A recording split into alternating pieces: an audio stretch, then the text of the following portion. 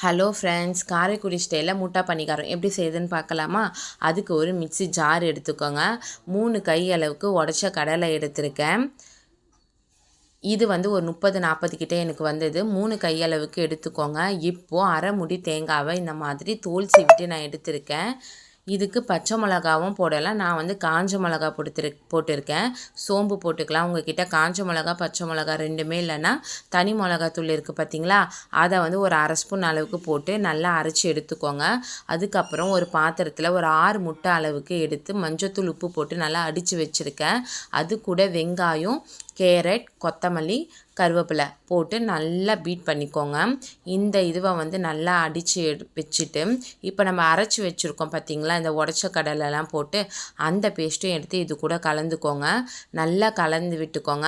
இது கலந்து விடுற டைமில் நீங்கள் அடுப்பில் வந்து பணியாரக்கல்லை வச்சுக்கலாம். குழி பணியாரக்கல்லை வச்சுட்டு காய வச்சிங்கன்னா கரெக்டாக இருக்கும். இது மிக்ஸ் பண்ணுறதுக்கும் அது காயறதுக்கும். இந்த மிக்சரை போட்டு நல்லா பீட் பண்ணிக்கோங்க இந்த மாதிரி. இப்போ இந்த பேட்டர் ரெடி ஆகிடுச்சு. இப்போது பணியாரக்கல்லில் எண்ணெயை ஊற்றிக்கலாம்.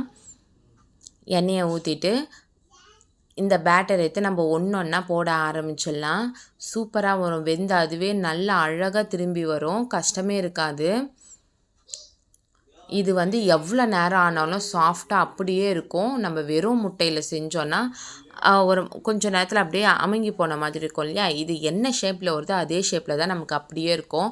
கண்டிப்பாக ட்ரை பண்ணி பாருங்கள். ரொம்பவே சூப்பராக இருக்கும். ஹெல்த்தியான ஒரு காலையில் பிரேக்ஃபாஸ்ட்டாகவும் எடுத்துக்கலாம். இல்லை ஸ்கூல் போயிட்டு வர பசங்களுக்கு ஸ்நாக்ஸாகவும் கொடுக்கலாம்.